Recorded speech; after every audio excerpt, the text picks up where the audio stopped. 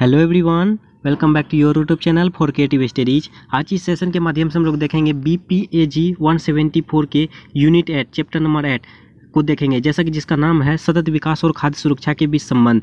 Guys 1 से 7 तक का चैप्टर ऑलरेडी पोस्ट हो चुकी है। जो भी अभी तक 1 से 7 तक का यूनिट जो है ना कंप्लीट नहीं किए हैं, उसका एक प्लेलिस्ट बना दिया गया है BPAG 174 important question with answer के नेम से। आप सभी वहां से देख जाके सारे के सारे क्लासेस कर सकते हैं और उसका लिंक जो डिस्क्रिप्शन बॉक्स में मिल जाएगा और कमेंट बॉक्स में पिन किया हुआ सबसे ऊपर में मिल जाएगा। वहाँ से आप आसानी तरीके से सारे क्लास कर सकते हैं। ठीक है, चलिए, जैसा कि आज जो है यूनिट 8 है।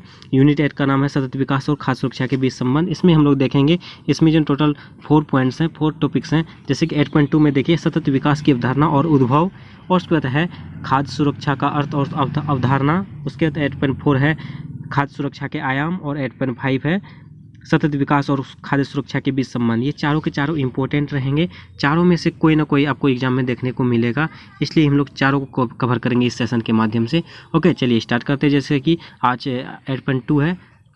8.2 को हम लोग देखेंगे। सबसे पहले क्या है गाइज, जो भी चैनल में न्यू है प्लीज़ चैनल को सब्सक्राइब कर लीजिए और बेल आइकन को हिट कर दीजिए, ताकि नेक्स्ट क्लासेस जैसे भी आए आपको नोटिफिकेशन के माध्यम से पता चल जाएगा। चलिए, जैसे कि आज जो है 8.2 है सतत विकास की अवधारणा और उद्भव, इसको देखेंगे। ये सतत विकास की अवधारणा कैसे हुई थी और उसका सतत विकास की परिभाषा क्या होता है, सतत विकास की शुरुआत कब से हुई, इसके बारे में, कहाँ से शुरुआत हुई, इसके बारे में आज इस सेशन के माध्यम से हम लोग जानेंगे। सतत विकास पढ़ते पढ़ते आज हम लोग इसके बारे में जानेंगे कहाँ से आया हुआ है। सब कुछ इसमें पढ़ा हुआ है, सिर्फ रिविजन है, समझने की देरी है, बस समझने की बाकी है। ओके, जैसे सतत विकास की अवधारणा, इसको देखिए। सतत विकास आर्थिक, सामाजिक और पर्यावरण उद्देश्यों को एकीकृत करने की एक प्रक्रिया है। ये सतत विकास जो है आपका इकोनॉमी हो गया, सोसाइटी हो गया और पर्यावरणीय हो गया, ये सभी उद्देश्यों को जो है एकीकृत मतलब इकट्ठा करने की एक प्रक्रिया है। एकत्रित करना मतलब इकट्ठा करने की एक सभी प्रक्रिया है, नियम है। ओके, सतत विकास शब्द की सबसे प्रसिद्ध जो है परिभाषा 1987 में पर्यावरण और विकास पर संयुक्त राष्ट्र आयोग द्वारा निर्मित की गई है। सतत विकास का जो है ना प्रसिद्ध परिभाषा जो है सबसे पहले 1987 ईस्वी में पर्यावरण और विकास पर संयुक्त राष्ट्र आयोग ने दिया था। इस आयोग की रिपोर्ट के अनुसार मतलब कमीशन रिपोर्ट के अनुसार जो है हमारा सामूहिक भविष्य में सतत विकास को इस प्रकार परिभाषित किया। विकास वह है जो भावी पीढ़ी की ज़रूरतों को पूरा करने की योग्यता से समझौता किए बिना वर्तमान पीढ़ी की ज़रूरतों को पूरा करता है। जैसा कि सतत विकास के बारे में हम लोग बहुत बार पढ़े हुए हैं कि सतत विकास जो होती है वो हम लोग वर्तमान समय में ऐसे संसाधनों का उपयोग करेंगे जिससे कि हम लोग हमारी भी काम हो जाए और आने वाली पीढ़ी जो है उनको भी दिक्कतों का सामना नहीं करना पड़े। ये सभी चीज़ें हैं। ओके, उसके बाद कहता है सतत विकास की सबसे बहुधा उत्कृष्ट परिभाषा है। ये जो है ना, जैसे सतत विकास जो है ना, और वर्तमान समय में हम लोग जो भी ज़रूरत होती है उसको भी देखते हुए फ्यूचर को भी देखते हैं, तो ये सबसे बेहतरीन तरीके से बेहतरीन परिभाषा है, प्रसिद्ध परिभाषा है, फेमस है। ओके, उसके बाद ये 2 आंतरिक विचारों पर जोर देती है। सतत विकास जो 2 आंतरिक विचारों पर जोर देती है। वो पहला है आवश्यकताओं की अवधारणा। सतत विकास की मतलब होती ही है आवश्यकता की अवधारणा। जितनी भी आवश्यकता होगी उसकी पूर्ति करना, यानी विशेष रूप से विश्व के गरीबों की आवश्यक ज़रूरतें पूरा करना। जैसे विश्व के जो भी गरीब देश हैं उसके जितनी भी ज़रूरतमंद चीज़ें हैं वे सभी आवश्यकताओं को पूरा करना हो गया। उसके बाद नेक्स्ट हो गया सीमाओं का विचार।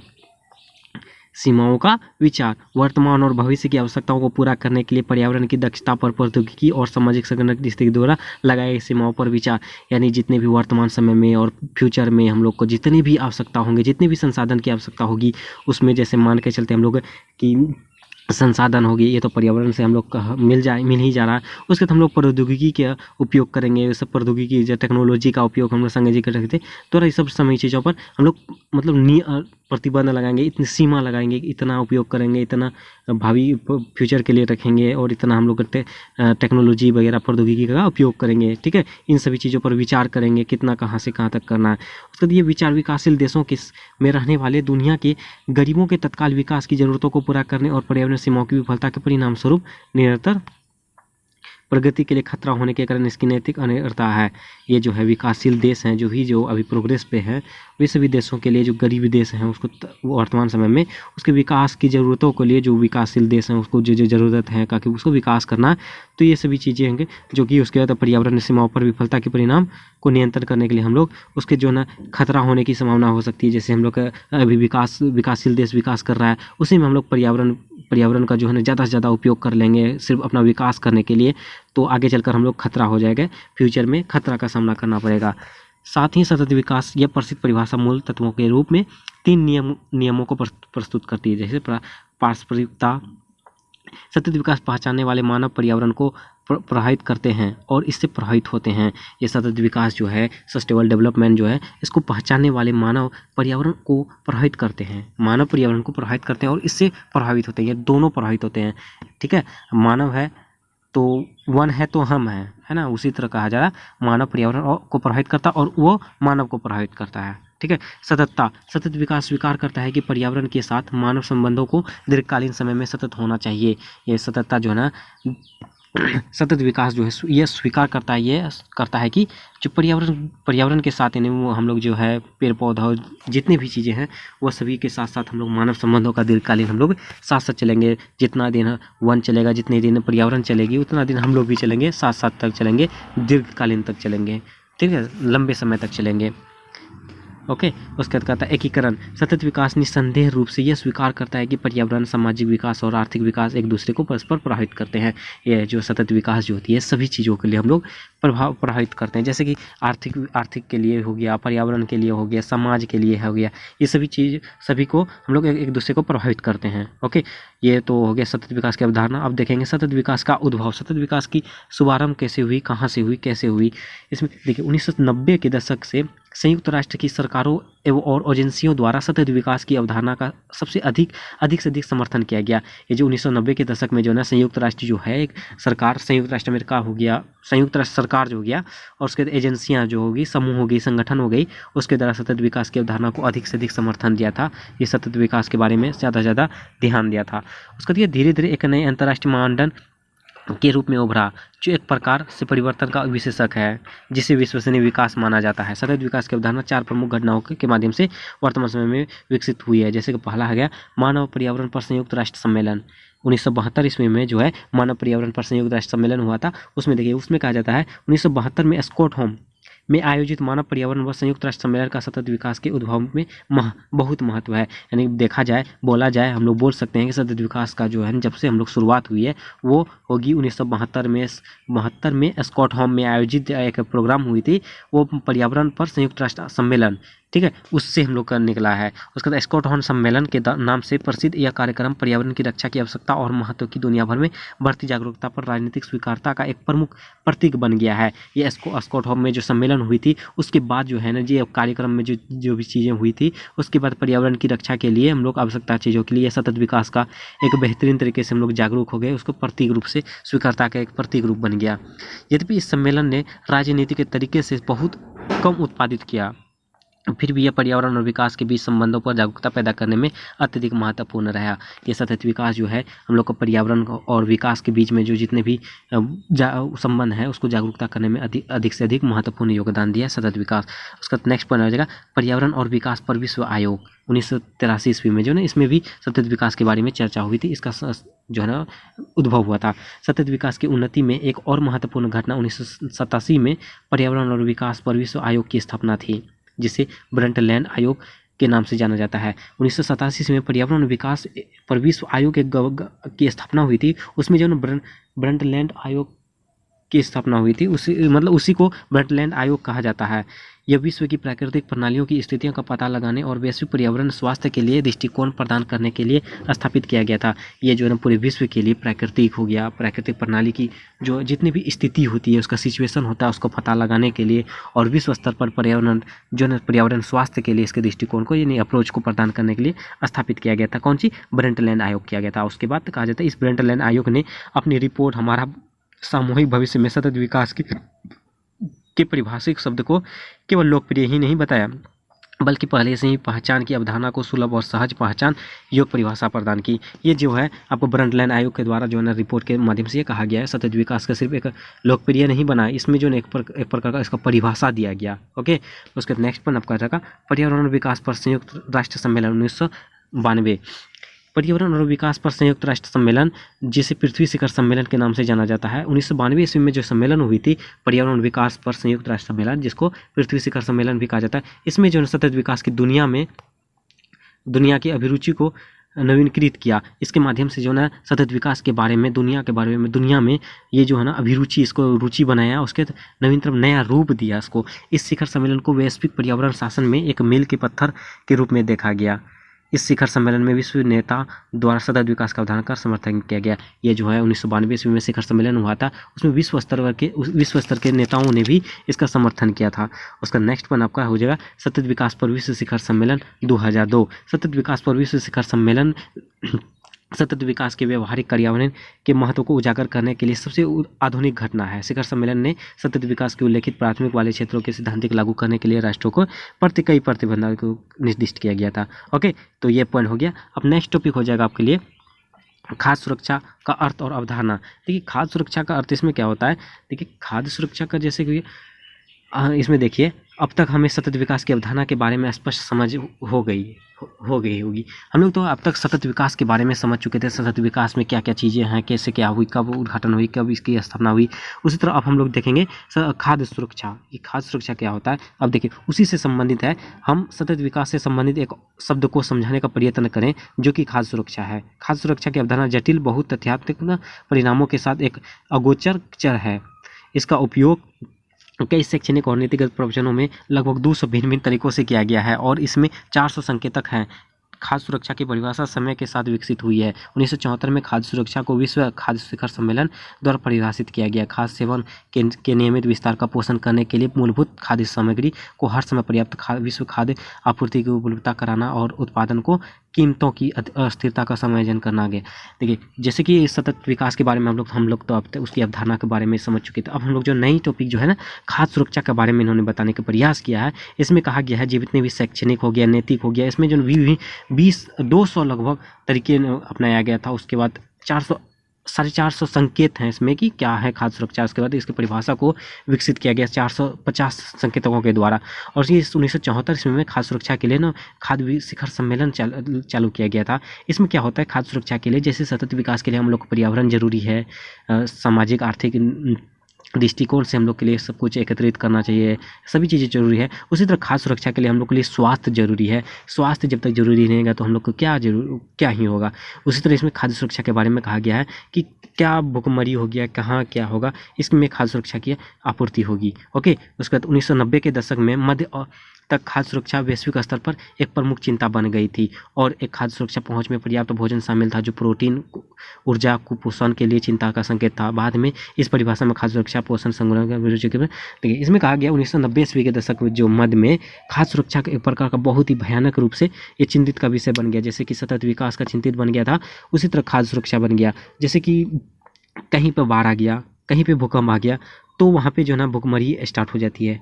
तो उस समय जो है ना ये खाद्य सुरक्षा किस तरह से वहाँ उपयोग होगा, किस तरह से वहाँ पे पहुँचाएगा ताकि वो भुखमरी से ना मरे, ये सभी चीज़ें जो है आपको चिंता का विषय बना दिया गया। ओके, उसके बाद कहता है विश्व खाद्य सुरक्षा 1996 की नई परिभाषा में परिलक्षित होती है जिसने खाद्य सुरक्षा को एक स्थिति के रूप में पुनः परिभाषित किया जब सभी लोग हर समय अपनी आहार आवश्यकताओं को, भोजन की प्राथमिकताओं को पूरा करने और सक्रिय और स्वस्थ जीवन जीने के लिए पर्याप्त सुरक्षित और पौष्टिक भोजन के लिए भौतिक और आर्थिक पहुंच रखते हैं। ये जो 1996 ईस्वी में ये परिभाषा जो परिलक्षित होती है, ये खाद्य सुरक्षा के बारे में जो ना इसका परिभाषा परिलक्षित हो जाती है जिसमें खाद्य सुरक्षा को जो ना एक स्थिति की, इसकी सिचुएशन के रूप में उसको परिभाषित करता है। उसकी सिचुएशन जिस तरह से रहती है उसी के अनुसार उसको परिभाषा दिया जाता है। जब तक लोग जो है ना हर समय जो ना कोई ना कोई आहार खाएंगे, तब तक पौष्टिक आहार नहीं खाएंगे तो वो सही तरीके से नहीं रहेगा। इसलिए सबसे पहले तो भोजन को सबसे प्राथमिकता पूरा करना होगा। ओके, तो उसके बाद 2001 ईस्वी में खाद्य सुरक्षा की परिभाषा को भी संशोधित किया गया, वो सामाजिक शब्द को सम्मिलित किया गया। 2001 ईस्वी में खाद्य सुरक्षा को परिभाषा दिया गया और उसके समाज में इसको भी सम्मिलित कर दिया गया। ओके, उसके बाद जब सभी लोग हर समय अपनी आहार आवश्यकता भोजन की प्राथमिकता को पूरा करने और सक्रिय और स्वस्थ जीवन जीने के लिए पर्याप्त सुरक्षित और पौष्टिक भोजन के लिए भौतिक, आर्थिक और सामाजिक पहुंच रखते हैं। ठीक है, उसके बाद कहता है आज खाद्य सुरक्षा का अर्थ और मूल अवधारणा महत्वपूर्ण रूप से घरेलू और व्यक्तिगत स्तरों पर, अंतर्राष्ट्रीय और राष्ट्रीय स्तरों पर मूल खाद्य आपूर्ति की उपलब्धता और सततता पर ध्यान केंद्रित करने में बदल गई है। ये जो है आज के दौर पर खाद्य सुरक्षा जो है ना इसका अर्थ जो है हम लोग मूल अवधारणा के रूप में महत्वपूर्ण रूप से घरेलू और व्यक्तिगत रूप से उसके अंतर्राष्ट्रीय, इंटरनेशनल और नेशनल स्तरों पर जो है हम लोग मूल खाद्य आपूर्ति के लिए मतलब ये सतत विकास पर सततता पर ध्यान केंद्रित कर दिया गया। यदि भोजन उपलब्ध नहीं है तो खाद्य सुरक्षा को सीमित रूप से परिभाषित नहीं किया जा सकता है, बल्कि यह देखना जरूरी है कि क्या पर्याप्त आहार या खाद्य के संचय और गुणवत्ता तक पहुंचने के लिए जनसंख्या के निपटान पर मौद्रिक और गैर मौद्रिक संसाधन उपलब्ध है। ये जो है ना भोजन का उपलब्धता ये नहीं है कि वो उसके पास खाद्य सुरक्षा समिति के लिए कोई परिभाषित नहीं किया जाता है। इसके लिए ये जरूरी है कि ये जो व्यक्ति भुखमरी शिकार कर रहे हैं, मतलब भुखमरी से जूझ रहे हैं, तो उसके पास जो है ना वो गुणवत्ता पहुँचने के लिए पर्याप्त मात्रा में हम लोग के लिए उसका जो निपटान करने के लिए आहार है, पौष्टिक आहार है या नहीं, और उस तक कैसे पहुँचे, ये सभी हम लोग के पास वो सभी चीज़ें संसाधन है या नहीं उपलब्ध, उसके बारे में देखना होगा। ठीक है, उसको आगे कहा जा रहा है। जैसे नेक्स्ट आपका हो जाएगा खाद्य सुरक्षा। खाद्य सुरक्षा क्या होता है? आर्थिक बाधाओं के कारण खाद्य असुरक्षा, तो खाद्य असुरक्षा है आर्थिक बाधाओं के कारण खाद्य असुरक्षा भोजन की अनैच्छिक कमी है।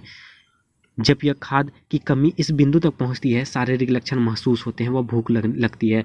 जब जो है हमारी शरीर में और सुरक्षा होने लगती है तो उसमें भूख लगने लगती है, शारीरिक लक्षण पर महसूस होने लगते हैं। जब भी मतलब जैसे होता है ना, खाद बीज अभी जो है बहुत सारी फसल में खाद बीजों के द्वारा बड़ा बड़ा कर दिया जाता है, तो ये सभी चीज़ें ना, तो उसके बाद कहा जाता है खाद्य असुरक्षा की वैचारिक समझ राष्ट्रीय स्तर पर अपर्याप्त खाद्य आपूर्ति की न केवल अस्थायी समस्याओं को शामिल करने के लिए धीरे धीरे विकसित हुई है, बल्कि इसमें अपर्याप्त पहुंच और घरेलू और व्यक्तिगत स्तर पर असमान वितरण की पुरानी समस्याएं भी शामिल है। जैसे खाद्य सुरक्षा में यही कहा जा रहा है, जो भूखमरी के शिकार हैं, जिसको भूख लगी हुई है, जैसे कहीं बाहर आ गया है, तो उसमें जो है पर्याप्त मात्रा में हम लोग भोजन पहुँचाने में जो है वो लेट हो जाए, देरी हो जाए, तो उसमें भी दिक्कत आ जाएगी। उसके तो उसको भूख तो लगेगी ही, उसको तो शारीरिक लक्षण महसूस होने लगा, तो हो सकता है किसी की जान भी जा सकती है। वो धीरे धीरे जो ना ये सभी चीज़ों को, समस्याओं को जो ना शामिल करने के लिए, ये सभी चिंता जो होने लगी थी, इसको दूर करने के लिए हम लोग धीरे धीरे विकसित हुई। उसके बाद इसके बारे में हम लोग समझे, उसके बाद खाद्य सुरक्षा का इस तरह से उद्भव होने लगा। उसके बाद इसकी समस्या को सुलझाने की प्रयास करने लगे। ठीक है, उसके चिरकालिक खाद्य असुरक्षा, यह आमतौर पर एक दीर्घकालीन घटना है। यह तब तक होती है जब लोग समय की निरंतर अवधि में अपनी न्यूनतम खाद्य आवश्यकताओं को पूरा करने में असमर्थ होते हैं। कम आय और निरंतर गरीबी इसके लिए भी मुख्य रूप से जिम्मेदार हैं। ये आमतौर पर जो है ना, ये जो है ना चिरकालिक खाद्य असुरक्षा जो है ना बहुत ही लंबे समय तक चलती है। ये तब तक चलती है जब लोग समय की निरंतर अवधि में अपनी न्यूनतम खाद्य आवश्यकताओं को पूरा नहीं कर सकता है। ओके, उसके बाद अनैतिक खाद्य असुरक्षा, ये खाद्य असुरक्षा की अल्पावधि और अस्थायी स्थिति है। ऐसा प्राकृतिक आपदाओं, द्वंद्व या आर्थिक पतन के कारण उत्पादन में अचानक गिरावट या पर्याप्त भोजन तक पहुंचने की कमी के कारण होता है। जैसे कि असुरक्षा की उपलब्धि जो है ये अस्थायी स्थिति है। ऐसा प्राकृतिक आपदा, जैसे कि बाढ़ आ गया, सुनामी आ गया, आपदा आ गई, कोई भी आपदा हो गई, जैसे कि कहीं पे बाढ़ आ गई, तो वहाँ को आप बाढ़ में तो किसी तरह से खाना भी नहीं बन पाएगा, तो वहाँ पे गवर्नमेंट के द्वारा, सरकार के द्वारा वहाँ पे अनाज भेजी जाती, पौष्टिक आहार भेजी जाती, खाना भेजी जाती है। खाना भेजी जाने के बाद वहाँ पर सही तरीके से अगर नहीं पहुँच पाएगी, वहाँ पर पर्याप्त मात्रा में जितना जनसंख्या वहाँ उतना पहुँच नहीं पाएगी, तो ये सभी दिक्कत हो सकती है। तो ये सभी चीज़ें हैं अनैतिक खाद्य असुरक्षा। ओके, नेक्स्ट पॉइंट हो जाएगा सामयिक खाद्य असुरक्षा। सामयिक खाद्य असुरक्षा अस्थायी खाद्य असुरक्षा की तरह है। इसकी सीमित अवधि होती है और इसे आवर्ती अस्थायी खाद्य असुरक्षा के रूप में देखा जा सकता है। ठीक है, कि भविष्यवाणी करना अपेक्षाकृत आसान है, क्योंकि यह ज्ञात घटनाओं के अनुक्रम का अनुसरण करता है। यह मौसम, जलवायु पर फसलों के स्वरूप और निश्चित समय में बीमारियों के कारण, मौसमी उतार चढ़ाव के कारण होता है। यह सभी जो है सामयिक खाद्य असुरक्षा के कारण होती है। यह सभी भविष्य में, जैसे कहीं मौसम परिवर्तन हो गया, जलवायु परिवर्तन हो गया, फसल के स्वरूप में कहीं फसल सही तरीके से नहीं है, बाढ़ आया तो फसल नहीं आएगा, तो इसमें जो है जितने भी उतार चढ़ाव आएंगे ये सभी इसमें इसी के अंतर्गत आएंगे। ओके, तो अब नेक्स्ट पॉइंट आपका नेक्स्ट टॉपिक आ जाएगा खाद्य सुरक्षा के आयाम। खाद्य सुरक्षा के क्या क्या आयाम है, कैसे हम लोग उसकी समस्याओं को दूर कर सकते हैं, ये इसमें बताया गया है। इसमें देखिए खाद्य सुरक्षा के 4 मुख्य आयाम हैं। खाद्य सुरक्षा के मुख्यतः 4 आयाम हैं। वो कौन कौन? उपलब्धता, सततता, पहुंच और उपयोग। ये चारों चीज़ें हैं जो खाद्य सुरक्षा के आयाम हैं। ये आयाम खाद्य की भौतिक और आर्थिक पहुंच को दर्शाते हैं, जो लोगों की आहार संबंधी जरूरतों को, प्राथमिकता को पूरा करते हैं। देखिए, सबसे पहला पॉइंट आपका जाएगा खाद्य उत्पादन और उपलब्धता। उपलब्धता जो बताया गया था कि भोजन उत्पादन पर्याप्त है। खाद्य उत्पादन लोगों के लिए पर्याप्त मात्रा में भोजन का उत्पादन करने के लिए खाद्य उत्पादन प्रणाली की क्षमता से संबंधित है। खाद्य उत्पादन जो होती है उसमें जो है ना जितनी भी पर्याप्त लोग हैं उसकी मात्रा है, उसकी क्वांटिटी कितनी है, उसके भोजन के उत्पादन के लिए ही हम लोग खाद्य उत्पादन की क्षमता से संबंधित रखते हैं। उसके बाद कहता है यह आयाम खाद्य सुरक्षा के आपूर्ति पक्ष को संबोधित करता है और गुणवत्ता वाले भोजन की पर्याप्त मात्रा में की अपेक्षा करता है। अच्छा उत्पादन वर्षा की विशेषता पर निर्भर है, जो कि कृषि आदानों, मूल्य निर्धारण और बाजार तक पहुंचने की क्षमता से संबंधित सरकारी नीतियों सहित अन्य कारकों के साथ संयुक्त है। खाद्य उपलब्धता का अर्थ है कि हर समय पर्याप्त मात्रा में भोजन उपलब्ध है। इसकी उपलब्धता खाद्य सुरक्षा के आपूर्ति पक्ष के संबोधित करती है और खाद्य उत्पादन का भंडार स्तर तथा शुद्ध व्यापार के स्तर से निर्धारित होते हैं। इसमें ये कहा जा रहा है जैसे कि जितनी जनसंख्या उतनी मात्रा में उसके पर्याप्त मात्रा में भोजन पहुंच है या नहीं है, उसके लिए भोजन मात्रा में सही तरीके से रहने के लिए उसको सही तरीके से फसल उपज होना चाहिए। फसल उपज होने के लिए सबसे विशेषता जो है ना, इसकी विशेषता क्या है? वर्षा। यदि वर्षा अगर इस पर रहेगी फसल पर तो ज़्यादा से ज़्यादा हम लोग को उपज होगी, और यदि हम लोग सरकारी नीतियों के अनुसार फसल करेंगे तो उसमें भी ज़्यादा से ज़्यादा हम लोग का उपज होगी। तो ये सभी चीज़ें हैं जिससे कि हम लोग को भोजन के उपलब्धता हम लोग प्राप्त कर सकते हैं, पर्याप्त है या नहीं, जितनी जनसंख्या है उतनी मात्रा में, ठीक है। उसके तहत ये जो है ना खाद्य उपलब्धता का यही अर्थ होता है, यही मतलब होता है कि जितने भी पर्याप्त मात्रा में भोजन उपलब्ध है या नहीं है इसके बारे में। ओके, उसके नेक्स्ट है भोजन तक पहुँच। क्या लोग इसे प्राप्त कर सकते हैं और इसे खरीदने की क्षमता रखते हैं? इसमें देखिए, इसमें यही कहा जा रहा है जैसे कि कहीं बाढ़ आ गया तो आपका सरकार के द्वारा से ट्रक ट्रैक्टर जो भी हो वाहन के द्वारा आपके पास खाना भेजा जाता है। तो क्या उस समय सरकार के द्वारा जो है खाना रुपयों में दिया जाता है या फ्री में दिया जाता है? जैसे अभी जो है आपके सरकारी तरफ से 2 किलो चावल, 5 किलो गेहूँ ऐसे मिलता है ना सबको, तो उसी तरह होता है। और यही जैसे कि आपदा आया हुआ तभी कुछ दिन पहले, जैसे कोरोना वायरस, उस समय ये सभी चीज़ें फ्री कर दी गई थी। तो ये जो है ना खाद्य सुरक्षा के अंतर्गत ही किया गया था कि वहाँ की दिक्कतें आने लगी थी, क्योंकि कोरोना वायरस के समय में सभी के सभी बेरोजगार हो गए थे, तो उस समय फ्री कर दिया गया था। और अभी नॉर्मल समय में 2 किलो 5 किलो ऐसे करके दिया जाता है। ओके, तो यही कहा जा रहा है उसमें कि सही तरीके से वो उसके पास पहुँच पाएगा, उसके पास पर्याप्त मात्रा में उसके पास रुपया है, क्षमता है खरीदने के लिए, तो ये उसमें है, ठीक है। उसके सिचुएशन के अनुसार रहेगा। उसका नेक्स्ट पॉइंट आ जाएगा खाद्य उपयोग। स्थानीय स्थितियाँ भोजन से लोगों के पोषण पर कैसे प्रभाव डालती है? अब जो है ना ये सरकार के द्वारा से जो खाद्य देंगे, खाद्य दिया जाएगा, खाद्य में क्या पौष्टिक आहार होगा या नहीं होगा, पोषक तत्व होगा या नहीं होगा, इसका पौष्टिक कितना होगा, किससे क्या होगा, ये चीज़ें हैं, इसके बारे में कहा जाएगा। आपका जो ना जो भी गवर्नमेंट के द्वारा जाएगा वो लगभग पौष्टिक आहार वाला रहेगा, आपको पौष्टिक मिलेगा, ठीक है। तो ये खाद्य उपयोग के बारे में कहा गया। उसके बाद खाद्य आपूर्ति की सततता। क्या खाद्य आपूर्ति और उस समय तक पहुंच सुनिश्चित है? यानी देखिए आपके जो है ना खाद्य, जैसे प्रतिकूल मौसम की स्थिति, राजनीतिक अस्थिरता या आर्थिक कारक, बेरोजगारी, खाद्य कीमतें व्यक्तियों की खाद्य सुरक्षा की स्थिति पर प्रभाव डाल सकते हैं।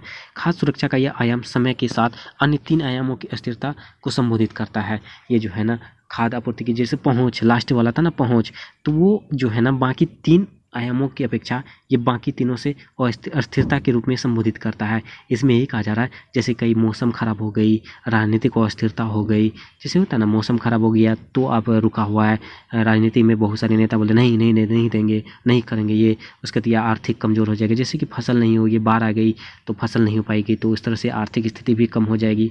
तो ये इनमें से जो है ना किस तरह से हम लोग को प्रभाव डाल सकते हैं। ओके, भोजन की उपलब्धता और खाद्य की पहुंच में परिवर्तन में खाद्य आपूर्ति की अस्थिरता प्रभाव हो सकती है।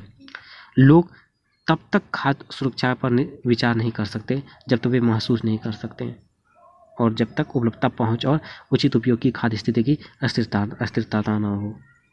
ओके, फिर अब नेक्स्ट पॉइंट आपका जाएगा, लास्ट टॉपिक हो जाएगा आपका सतत विकास और खाद्य सुरक्षा के बीच संबंध। सतत विकास और खाद्य सुरक्षा के बीच संबंध क्या है? देखिए सुनिए, आप सतत विकास का मतलब यही हम लोग समझ चुके थे कि सतत विकास जो होती है वो हम लोग जो जितने भी चीज़ों, जितने भी संसाधन का उपयोग करेंगे उसके साथ साथ हम लोग ऐसा उपयोग करेंगे जिससे कि हम लोग भी उसका उपयोग कर लें, और उसके बाद आगे चलकर जो है ना फ्यूचर में जो होगा आपके पोता पोती नाती, उससे भी, उसका भी बेटा बेटी, तो उनको दिक्कतों का सामना नहीं करना पड़ेगा।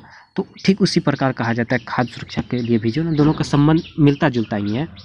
आपकी खाद्य सुरक्षा भी अगर अभी खाद्य सुरक्षा के रखेंगे, सुरक्षा बचाए रखेंगे, तो आगे चलकर आपको सब होगा। जैसे अभी फसल बचा के रखेंगे, जैसे कि अभी सरकार के पास गेहूँ स्टॉक में रखा जाता है, कहीं कोई दिक्कतें आ जाएगी तो उस समय काम देगी।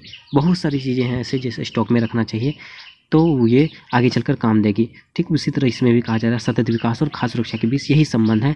ठीक है, सतत विकास और खाद्य सुरक्षा के बीच। देखिए इसमें आगे पॉइंट में कहा है हरित क्रांति। हरित क्रांति को देखिए इसमें क्या कहा जाता है, इसमें ये कहा जाता है कृषि क्षेत्र में कम उत्पादकता का बहुत बड़ा प्रभाव पड़ता है, जो खाद्य सुरक्षा और बच्चों के अच्छे पोषण के लिए कृषि क्षेत्र के अधिक विस्तृत है। कम उत्पादकता घरों और देशों की को संपत्ति जमा करने से उनकी अर्थव्यवस्था में विविधता लाने और उच्च मूल्य और उचित क्षेत्रों के लिए तकनीकों का उपयोग करने। देखिए इसमें क्या होता है, इसमें जो ना हरित क्रांति क्या होता है, हरित क्रांति जब आज़ादी से पहले जब अंग्रेज हुआ करते थे तो हम लोग पर अत्याचार करते थे। अत्याचार क्या करते थे कि इस खेती पे सिर्फ उसके इच्छा अनुसार ही खेती किया जाता था कि नहीं इस समय यही फसल लगाओ तो यही फसल लगाओ। इससे होता क्या था, इससे फसल तो होती थी लेकिन ज़मीन जो है बर्जर हो जाती थी और ऐसे चलकर ज़मीन बर्जर होने के बाद जो है ना अच्छी तरीके से फसल उपज नहीं हो पाती थी। तो इसके बारे में 1960 के दशक में जो है ना इसका विरोध करने लगा था, हरित क्रांति का विरोध होने लगा। उसके हरित क्रांति का विरोध करने के बाद जो है ना जब देश आज़ाद हुआ हरित क्रांति से जो सफल हुई तो उसके बाद हम लोग अपने इच्छा अनुसार करने लगे। जैसे कि अभी बरसात के मौसम में जो भी फसल होंगी बरसात के सीज़न में और उसके बाद गर्मी के मौसम में ठंडी के मौसम में जो चीज़ जो भी फसल होगी वे सभी फसल हम लोग को लगाएंगे तो इस तरह से हम लोग को ज़मीन फर्जर नहीं होगी। ठीक है, उसके बाद आगे है आपका जैव विविधता को नुकसान। इससे जैव विविधता को भी काफ़ी नुकसान हुआ था। सदियों में विकासशील देशों का कृषि आधार स्थानीय रूप से उपलब्ध प्राकृतिक संसाधनों, स्वदेशी पारंपरिक ज्ञान और कृषि उत्पादन के पारंपरिक तरीकों पर बनाया गया था। ये जो ना सदियों से चलती आ रही है, जो भी विकासशील देश हैं वो कृषि आधारित जो है ना उसके स्थानीय रूप से हम लोग को मतलब प्राकृतिक संसाधन हो गया जैसे पर्यावरण क्षेत्र को उसके स्वदेशी या पारंपरिक ज्ञान हो गया, ये सभी तो हम लोग उसका उसी के तरीके से हम लोग बनाते हैं। ठीक है, उसके बाद इसमें जैव विविधता में भी हम लोग को काफ़ी ज़्यादा नुकसान पहुंचना पड़ता है। इसमें मशीनीकृत हो जाता है तो बड़े पैमाने पर एकल फसल की शुरुआत होने लगती है, पोषक तत्वों की कमी होने लगती है। उसके बाद कृषि पर जो है इसकी आनुवंशिकता के रूप में विविध पारंपरिक खाद्य फसलों से उच्च उपज वाले एकल खेती में स्थानांतरित करने के लिए परिणाम स्वरूप इसकी खाद्य फसल में विविधता लगभग 3/4 का नुकसान हुआ था। इसमें बहुत सारी चीज़ें ऐसी चीज़ें हैं जिससे हम लोग को नुकसान हो रहा था। ठीक है, उसका नेक्स्ट बनाएगा पशुधन और मत्स्य क्षेत्रों का रिक्तीकरण।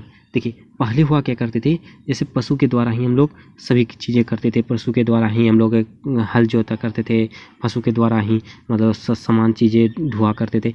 तो इससे हुआ क्या कि पशु की मांगे कम होने लगी, पशुधन की मांगे कम होने लगी। अब नए मशीनीकरण हो गया, उसकी जगह जो है पशु की जगह मशीन के द्वारा ट्रैक्टर के द्वारा हो गया, ट्रैक्टर के द्वारा हम लोग सब कुछ काम करने लगे। उसके बाद इस तरह जो है ना हम लोग पशु को भी मतलब कम से कम महत्वपूर्ण देने लगे। ठीक है, उसके नेक्स्ट पॉइंट आपका मरुस्थलीकरण भी एक जो महत्वपूर्ण प्रभाव रहा इसमें। ओके, तो इस तरह से आप इसको देख लीजिएगा। जलवायु परिवर्तन, क्लाइमेट चेंज, ये सभी हम लोग जो पहले से ही पढ़ते आ रहे हैं तो आप सभी के लिए सब कोई बड़ी बात नहीं है सब समझने के लिए। तो आप लोग को बार हम लोग यही एक ही टॉपिक पढ़ते रहेंगे तो वो भी सही नहीं है। तो हरित क्रांति भी पढ़ रहे हुए हैं, उसके जैव विविधता में भी नुकसान, सभी ये सभी हम लोग बार ये सब पहले भी आ चुका है। ठीक है, तो आप सभी इसको जो ना एक बार फिर से रिवीजन कर लीजिएगा तो कंप्लीट हो जाएगी। ओके, तो आज के सेशन में बस यूनिट 8 कंप्लीट हो चुकी है।